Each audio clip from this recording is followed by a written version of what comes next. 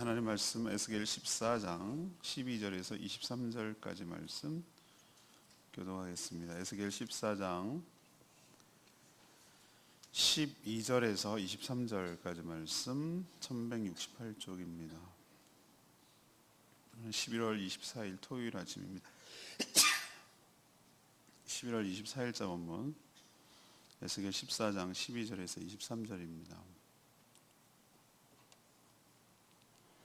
여호와의 말씀이 또 내게 임하여 이르시되 인자야 가령 어떤 나라가 불법을 행하여 내게 범죄함으로 내가 그 손을 그 위에 펴서 그 의지하는 양식을 끊어 기근을 내려 사람과 짐승을 그 나라에서 끊는다 하자. 비록 노아 다니엘 욥 이 세 사람이 거기에 있을지라도 그들은 자기의 공의로 자기의 생명만 건지리라. 나 주 여호와의 말이니라. 가령 내가 사나운 짐승을 그 땅에 다니게 하여 그 땅을 황폐하게 하여 사람이 그 짐승 때문에 능히 다니지 못하게 한다 하자. 비록 이 세 사람이 거기 있을지라도 나의 삶을 두고 맹세하노니 그들도 자녀는 건지지 못하고 자기만 건지겠고 그 땅은 황폐하리라. 주 여호와의 말씀이니라. 가령 내가 칼이 그 땅에 임하게 하고 명령하기를 가라 그 땅에 돌아리라 하고 내가 사람과 짐승을 거기에서 끊는다 하자. 비록 이 세 사람이 거기 있을지라도 나의 삶을 두고 맹세하노니 그들도 자녀는 건지지 못하고 자기만 건지리라. 나 주 여호와의 말이니라. 가령 내가 그 땅에 전염병을 내려 죽임으로 내 분노를 그 위에 쏟아 사람과 짐승을 거기에서 끊는다 하자. 비록 노아 다니엘 욥이 거기 있을지라도 나의 삶을 두고 맹세하노니 그들도 자녀는 건지지 못하고 나의 자기의 공의로 자기의 생명만 건지리라. 주 여호와의 말씀이니라. 주 여호와께서 이같이 이르시되 내가 나의 네 가지 중한 벌 칼과 기근과 사나운 짐승과 전염병을 예루살렘에 함께 내려 사람과 짐승을 그 중에서 끊으리니 그 해가 더욱 심하지 아니하겠느냐. 그러나 그 가운데에 피하는 자가 남아 있어 끌려 나오리니 곧 자녀들이라. 그들이 너희에게로 나아오리니 너희가 그 행동과 소행을 보면 내가 예루살렘에서 내린 재앙 곧 그 내린 모든 일에 대하여 너희가 위로를 받을 것이라. 너희가 그 행동과 소행을 볼 때에 그들에 의해 위로를 받고 내가 예루살렘에서 행한 모든 일에 이유 없이 한 것이 아닌 줄을 알리라. 주 여호와의 말씀이니라. 아멘. 하나님 이스라엘 백성들이 불법을 행해서 죄를 지음으로 오늘 네 가지 패턴 심판을 내릴 수 있는 카드에 대해서 얘기하는데 기근, 짐승, 칼, 전염병 이것을 통해서 심판하시겠다고 예고하셨습니다. 심판이 집행될 때 당대의 가장 의로운 자라고 칭해졌던 노아, 다니엘, 욥이 만약에 거기 있을지라도 자신만 구원을 받을 뿐 그 누구도 아무도 건지지 못할 것이라고 하셨습니다. 하지만 피하는 자도 있을 것인데 그것 때문에 너희들이 위로를 받을 것이다 하셨습니다. 또 심판하는 데는 다 이유가 있을 것이라는 것을 깨닫게 되리라. 이것이 오늘 하나님의 말씀입니다. 오늘 질문은 심판은 하나님이 내린 심판은 어떤 의미가 있습니까? 이것이 오늘의 질문입니다. 첫 번째로 14절 말씀을 보면 그 누구도 생명을 구원할 수 없다라는 것이죠. 심판이 내려질 때 하나님은 13절에 어떤 나라라고 이렇게 마치 특정하지 않는 일반적인 한 나라 이야기처럼 이야기하셨지만 그 내용을 문맥을 전후 살펴보면 이것은 누가 봐도 뒤에도 나오겠지만 이스라엘임을 알 수가 있습니다.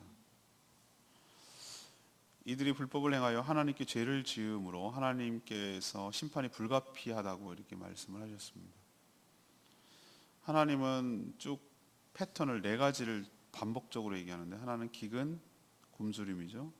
들짐승, 우리도 옛날에 비디오 볼 때 요즘에 애들은 그거 모르는데 비디오 앞에 나오면 불법 비디오 보지 말라고 쭉 막 하면서 호환 마마 뭐 이런 건 얘기를 하는 거예요. 호환 마마.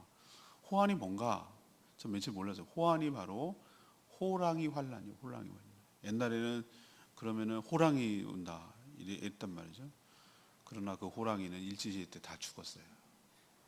가족만 남기고 다 죽었단 말이에요. 근데 옛날에는 들짐승이 무서운 때가 있었어요. 불과 그게 한 50년, 70년, 100년 전에만 해도 산에는 엄청난 무서운 짐승들이 살았죠. 호랑이도 살고 늑대도 살고 여우도 살고 살았단 말이에요. 다 죽고 나니까 지금 멧돼지가 1등처럼 보이는데 멧돼지는 먹잇감이었지 1등이 아니었어요.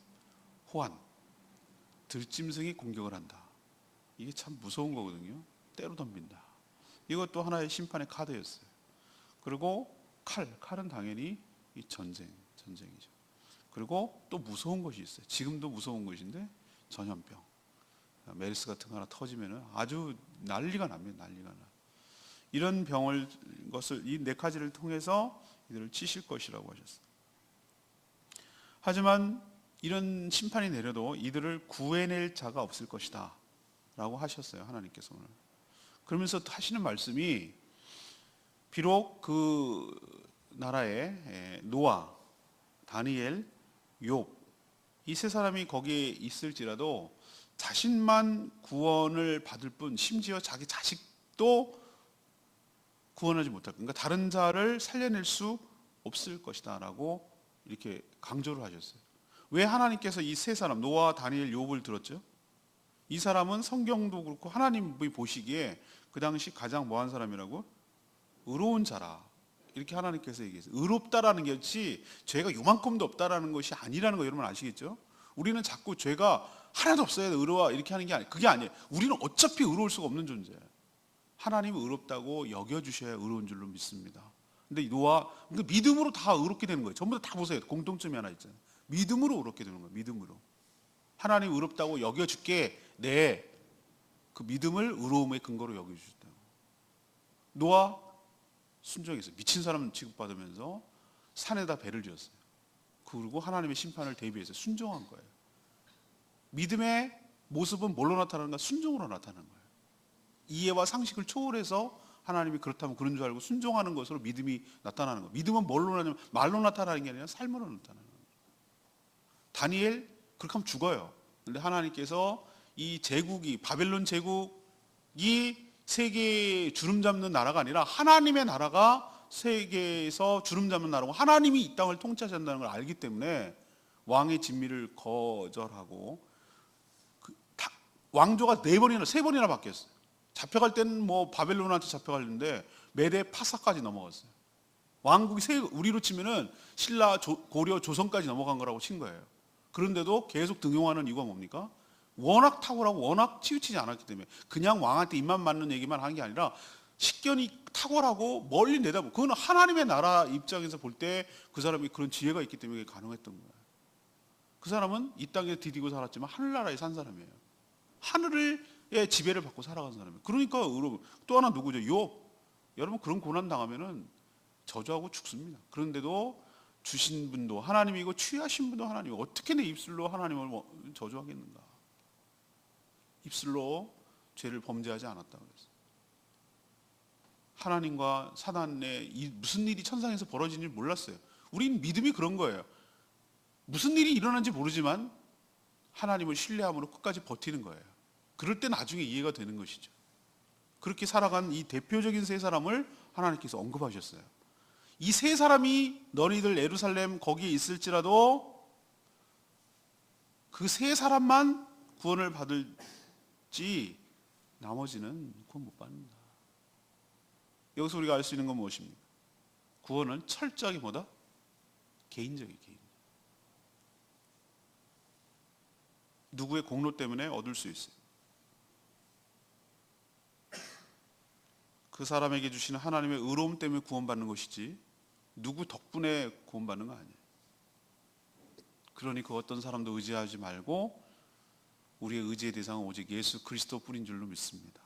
예수 그리스도를 믿음으로 그분을 의지함으로 우리가 구원을 받는 것이지 누구 덕분에 구원받는 거 없어요. 캐톨릭은 그래서 틀렸어요. 안 믿는 남편들 뭐라고 하잖아요. 잘 믿는 마누라 치맛자락 붙들고 천국 간다고 그러는데 천만의 말씀 만만의 콩떡이. 10대, 10대째 예수를 4대째, 5대째 예수를 믿어도 예수 안 믿으면 지옥 가는 거예요. 누구도 장담할 수가 없어요. 구원은 개인이에요. 그래서 다 하나님을 아버지라고 불러요. 다 하나님 아버지라고 그래요. 하나님 아버지. 그건 뭘 말하는가? 혈통으로는 할아버지, 뭐 증조 할아버지 이렇게 될지 모르지만 구원에 관한, 신앙에 관한 입장에서 하나님과 1대1 관계예요. 하나님 아버지예요. 그러니 하나님이 심판을 내리면 누구 때문에 구원을 받는, 오직 예수 때문에 구원을 받는 것이지, 노아, 다니엘, 욥이 있다 하더라도 누구도 구원할 수 없다는 거 기억하시고, 내 스스로 하나님 앞에 그리스도 보혈로 덧입어 의로움을 얻고 그 은혜를 힘입어 구원을 얻는다는 거 명심하시고, 덕볼 생각 말고 덕줄 생각하지 말고, 말도 안 되는 일이니까 자기 스스로 신앙생활 잘해서 하나님의 구원을 받고 심판을 면하는 저와 여러분 되기를 소망합니다. 두 번째 얘기는 21절의 말씀으로 그 누구도 심판을 막을 수 없다는 거예요.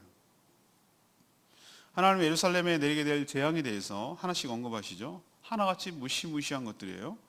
기근은 뭐죠? 굶주림. 사람이, 우리는 그것을 모르잖아요. 모르는 세대에. 근데 우리 윗대만 하더라도 굶주림이 뭔지란단 말이에요. 그러니까 보릿고개란 말이 있었고, 굶주린다, 먹을 게 없다 라는 게 뭔지를 아는 세대란 말이죠. 이게 불과 우리가 먹을 게 지천에 깔려 있는 것은 불과 얼마 되지 않는 거예요.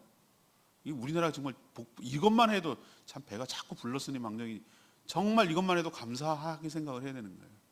저희 할머니한테 들었는데 일찍 다 뺏어가가지고 세상에 촉은 목피, 이게 무슨 말이냐 했더니, 어머 웬일이야, 산에 올라가가지고 소나무 껍질 벗겨 먹었대, 뭐 이런 얘기를 하는 거예요. 다 뺏어가서, 일본 놈들이 뭐 숟가락도 뺏어가서 나무로 먹고 뭐 그런 얘기 하시더라고. 그 공출한다고 노젓가락, 노색가락 그 무기 맞는다 다 뺏어갔다는 거예요. 나무로 밥을 먹고 이랬단 얘기를 하시더라고. 그러면서 먹을 게 너무너무 없어가지고 사람이 굶어 죽게 생겼으니까 어떻게 해? 소나무 껍질을 벗겨 먹었다, 이런 얘기. 소나무를 어떻게 껍질을 벗겨 먹지? 난 지금도 그게 이해가 안 되는데, 아무튼 굶주린다는 거, 먹을 게 없다는 거, 이 보통 이 무서운 게 아니에요. 먹을 게 없다는 게. 실제 바벨론의 포위가 됐을 때 기록되어 있죠. 열왕기 하에 보면은, 난 그 상상만 해도 끔찍한 일인데, 이건 짐승 이하의 짓이죠. 짐승 이하의 짓인데, 부모가 자식을 잡아먹고 자식이 부모를 잡아먹는 이런 정말 지옥도 이런 지옥이 없는 것이죠. 이런 일이 실제로 벌어졌어요. 굶주림 얼마나 무서우면. 다음은 들짐승들인데요. 맹수가 설쳐서 사람들이 다니지 못할 정도로 황폐된다. 우리도 쑥대밭 됐다, 들짐승이 다닌다, 이 얘기는 완전히 뭐가 됐다는 거예요. 문명된 것이 다시 완전히 원시 상태로 돌아갔다는 걸 의미하잖아요. 체르노빌 원전 그 사건이 거기 터졌을 때, 지금이 지난 지가 한 30년이 가까이 됐는데 각 들어가는 거예요. 그런데 보면은 최근에야 들짐승들이 다닌다는 거예요. 그 옛날에 살았던 모습이 그대로 있는 거예요.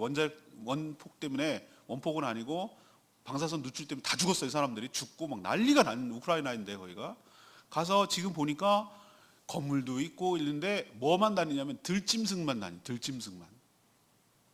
곰 다니고 뭐 너구리 다니고 뭐 이런 것만 다니는 거야. 그걸 사진을 찍어갖고 동영상을 찍은 걸 내가 봤는데, 이런 걸 말하는 거구나.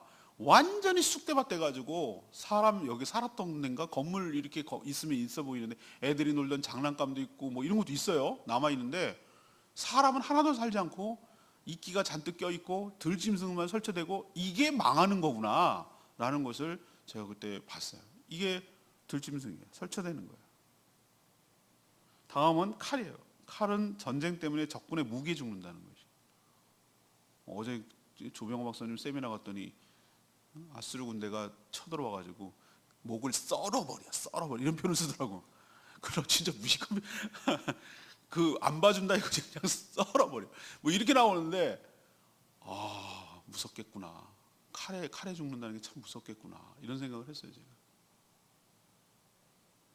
마지막은 전염병.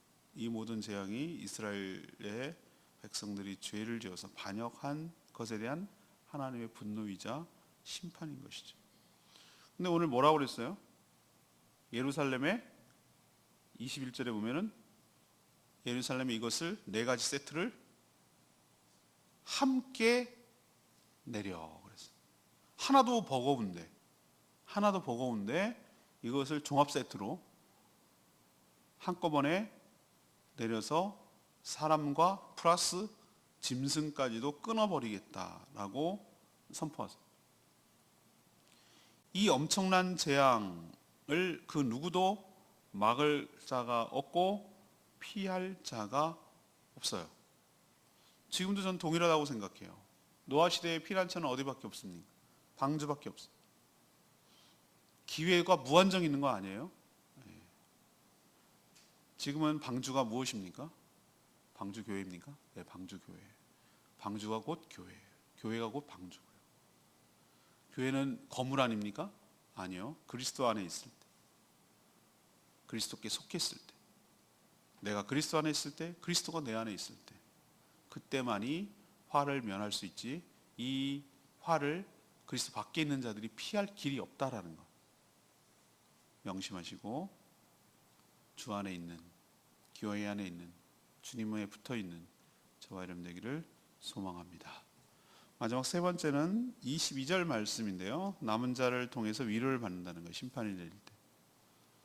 하나님이 예루살렘에 한꺼번에 내리시는 이 네 가지 세트 재앙을 내리면 누가 살아남겠어요? 이 재앙에서. 그렇죠? 이런 상황인데 누가 살아남겠냐고. 근데 살아남은 자가 있어요. 있다고 그랬어요. 22절을 보면 뭐라고 그랬어요? 그 가운데라는 얘기는 네 가지 재앙을 말하는 거예요. 칼, 기근, 사나운 짐승, 전염병. 이 네 가지 재앙 가운데도 남아 있어 끌려 나오리니, 이런 표현을 써요. 거기 막 재앙이 내리는 가운데서 끌려 나오리니, 죽지 않고 살아남은 자가 끌려 나온다고 했어요. 이들이 억세게 운이 좋아서 그렇습니까? 그렇지 않아요. 이것은 전적인 하나님의 은혜이기도 하고 주권이기도 해요. 그렇게 악한 아방 시대에도 바알에게 절하지 않은 누가 있다고 그랬어요? 7,000명이 남아있다고 그랬어요. 이번에 다니엘 기도회 하면서 여러 강사 중에 탈북한 분 얘기 들으셨죠? 모자이크 처리된 분. 그 얘기를 들으면 그 말하는 투나 그 사람이 말하는 거나 이거는 지어서 할 수가 있는 부분이 아니에요. 그거는. 그러니까 경험하지 않으면 그런 얘기를 할 수가 없는 거예요. 근데 우리가 느끼죠? 거기도 신락 같지만, 북한에서는 그것을 미신이라고 표현하지만 그 무시무시한 가운데도 신앙을 지키는 사람이 있구나 라는 거 보면 너무 신기하지 않습니까? 너무 대단해 보이지 않습니까? 그러니까 거기 뭐가 남아있겠나 라고 생각하는 그 가운데도 하나님께서 이렇게 살아남은 자가 있을 거라고 말하는 거예요. 남은 자는 구원받은 자를 상징하는 말을 쓸 때 남은 자라고 그래요.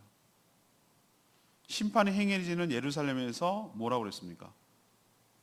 끌려 나왔다 그랬죠. 끌려 나왔다는 표현 보십니까? 끌려 나오리니, 22절 보입니까?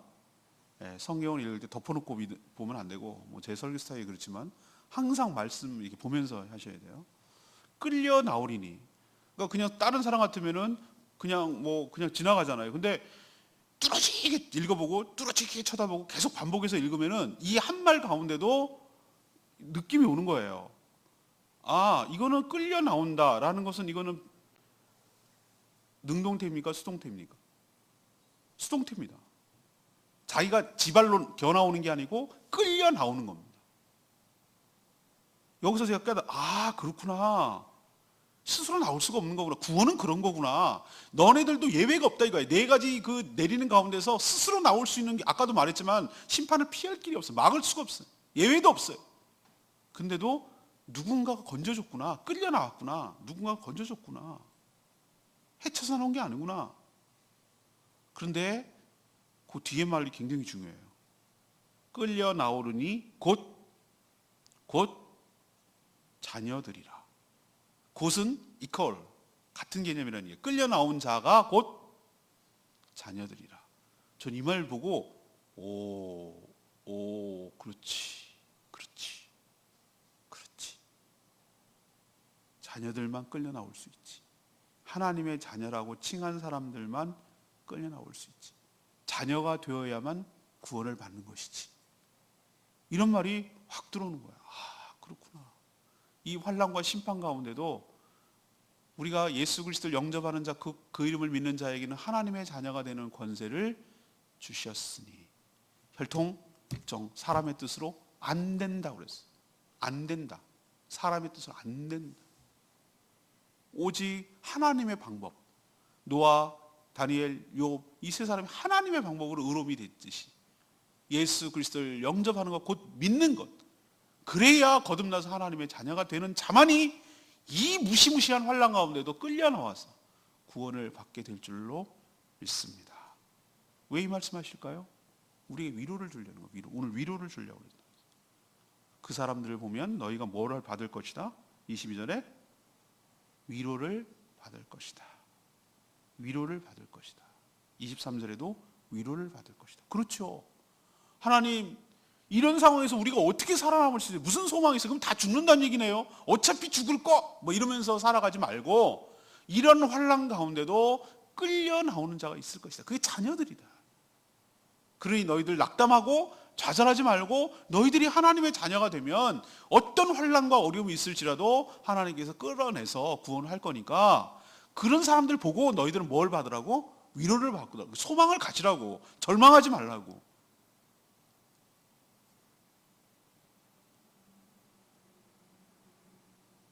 절망 가운데 희망을 갖고 심판 가운데 구원이 있음을 깨달아 용기를 얻고 위로를 주시려는 하나님의 메시지가 이 가운데 담겨져 있어요.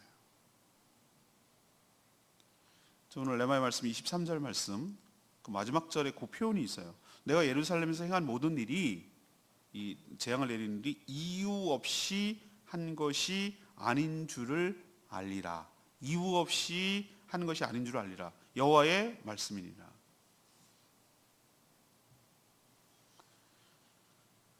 어렸을 때 읽은 그리스 신화 보면은 그게 뭐 르네상스의 뭐 기원이 되고 어쩌고 뭐 그런 얘기를 하는데 이렇게 그리스 신화를 이렇게 쭉 읽어보면요, 여러분 무슨 생각이 드세요? 이게 신이야?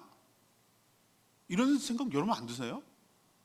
신이 너무 인간적이야. 아니 인간보다도 못해. 어떨 때 보면 뭐 신도 서로 지네끼리 뭐 사랑을 하고 뭐 보복하고 복수하고 증오하고 질투하고 보면 웃겨요, 그죠? 이게 뭐 신이야? 인간보다 못하고만. 능력만 하나 있어. 능력만. 뭐 그것도 특정화된 능력. 뭐 포세이돈은 무슨 뭐 바다시 뭐 특정화된 신만 이렇게 뭐 이거 힘만 갖고 있어. 난 그거 보고 좀 이렇게 허접한가. 그러니까 그런 영향을 받은 서양 애들이 뭐라고 생각을 하겠어요?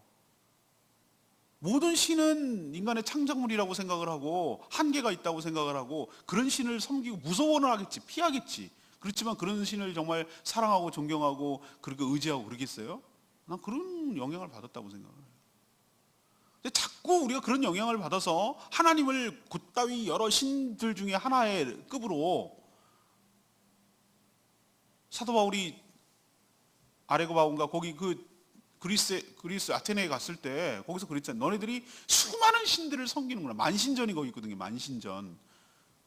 너네들이 수많은 신들을 섬기는구나. 그 중에 내가 너희들이 이름도 모르는, 아니 5만 가지 신 중에 무슨 신을 섬기냐면 이름을 모르는, 이름이 없는 신을 섬긴다는 거야. 아니 이름이 그 밑에다가, 신상 밑에다가 이름을 모르는 신 이렇게 써놨다니까요. 그걸 내가 그거에 대해서 알려주마 이러면서 이제 하나님에 대해서 얘기를 해주는데, 그분은 창조주시고 어디에 제한을 받을 뿐이 아니라 이게 쭉 설명을 한 거예요. 그걸 모티브로 해가지고. 근데 자꾸 이 사람들 사고방식에는 하나님을 그렇게 생각할까 봐 하나님께서 오늘 이 얘기를 하시는 것 같기도 해요. 미리 얘기를 하시는 것 같아요. 그리스 신화에 나오는 그런 신들처럼 너무 인간적인 그런 신이 아니에요. 어떨 땐 걔네들 보면 심심해서 막 그러고 힘을 과시하기도 그러고 막 감정이 컨트롤이 안 돼, 신이. 그래갖고 막 오버하고 막 이래서 막 재앙도 내리고 이러는 거냐? 하나님이? 예루살렘에 내릴 때 막 이거 한번 내려볼까? 이거 한번 해볼까? 자, 이거 하나 받아라. 막 그러면서 이러는 걸까? 라고 생각하면 안 된다는 거예요. 23절에 뭐라고 그랬어요?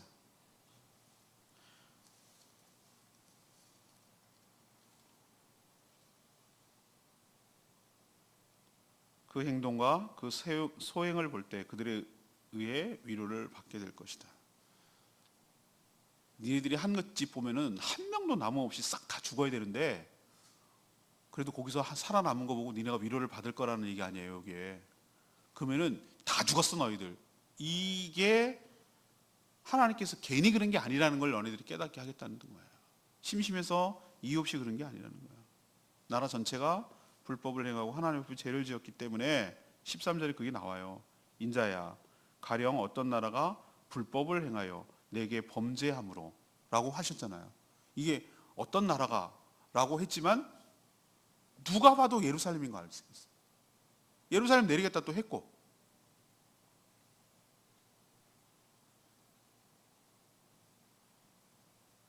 하나님이 우리에게 심판을 내릴 때 내가 이렇게 힘이 세거든 라고 내리는 분이 아닙니다. 하나님 이 땅을 창조하셨기 때문에 누구보다도 이 세상을 사랑하사 독생자를 주셨습니다. 자기가 만든 피조물을 왜 무참하게 이렇게 하는 분이 어디 있겠어요? 그거는 그런 하나님을 잘 모르는 거예요. 하나님은 사랑이시라. 이 세상을 사랑하사. 이런 불법 때문에 하나님 앞에 죄를 지었기 때문에 재앙도 내리는 것이고, 이렇게 재앙을 내리는 것도 이유가 있다면 이 재앙 속에서도 피해서 살아남은 자도 다 이유가 있을 것이다. 그것은 바로 자녀들이기 때문이다. 이런 구원이 있음을 알아 위로를 주려는 것이다. 너희들에게 주 예수 그리스도만이 우리의 위로자가 되시고 피난처가 되시고 구원자가 되시는 줄로 믿습니다.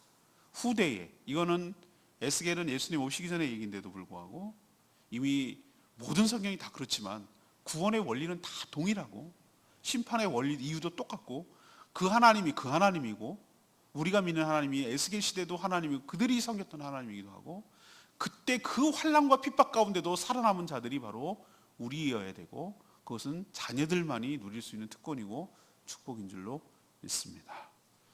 오늘 질문으로 돌아가서 하나님이 내리신 심판에는 어떤 특징과 의미가 있습니까? 이것이 이제 오늘 질문인데, 자, 첫 번째는 뭐죠? 그 누구도 하나님의 심판에서 생명을 구할 자가 없다. 예외가 없다. 두 번째는 막을 수가 없다. 이거를 막을 수가 없다. 세 번째는 뭡니까? 그럼에도 불구하고 끌려 나와 남은 자가, 구원받은 자가 있을 것인데 그들이 곧 자녀들이다.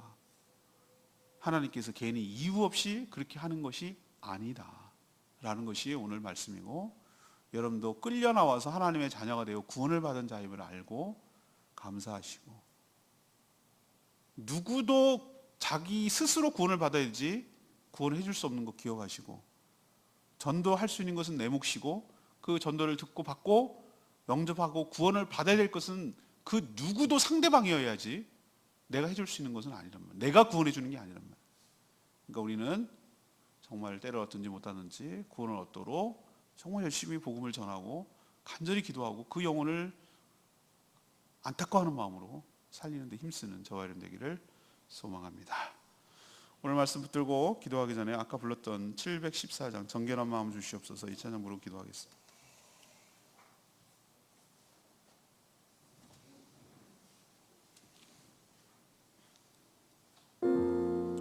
정결한 마음 주시옵소서. 그 구원의 기쁨을 다시 회복시켜 주시옵시고 변치 않는 마음,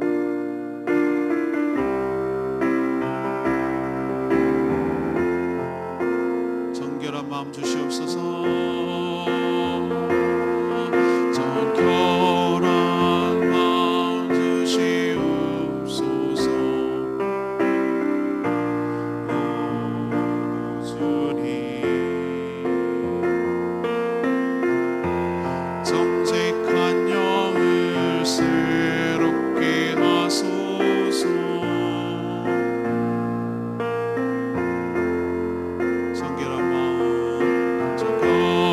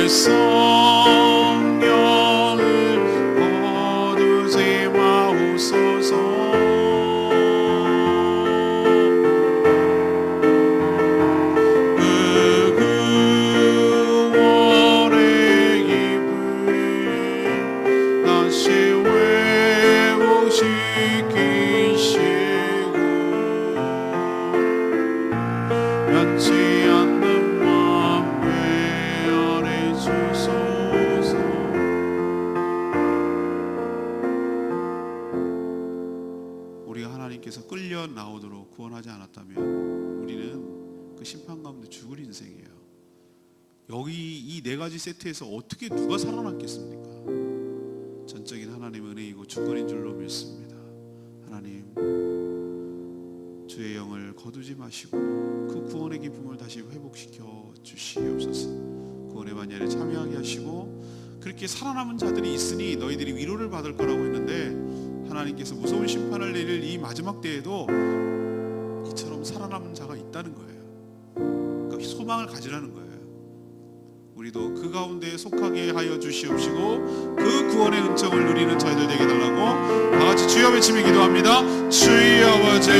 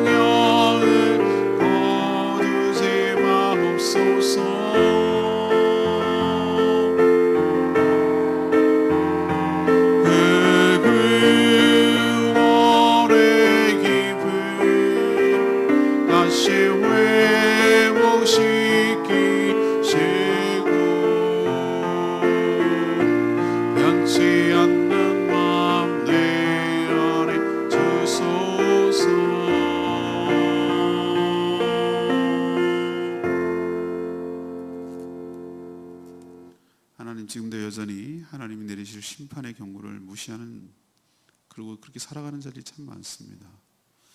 자신의 공로 때문에, 가족의 선행 때문에, 그냥 교인이기 때문에 구원을 얻는 줄로 착각하는 자들이 참 많습니다. 오직 하나님만이 그리스도를 통해 우리에게 의로움을 덧입혀 주시고 또 하나님의 거듭나서 자녀가 되어야만 구원을 얻게 될 줄로 믿습니다. 하나님이 내리시는 재앙을 그 누구도 막을 수 없음을 잘 압니다.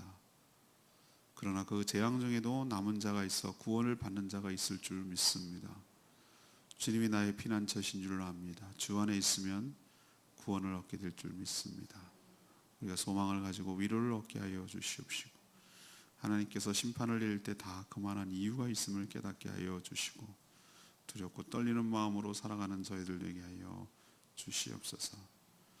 오늘도 하나님 앞에 간구하고 기도할 때 응답하여 주시고, 하나님의 선하심을 경험하게 하여 주시고, 하나님의 인도하심을 경험하게 하여 주시옵소서.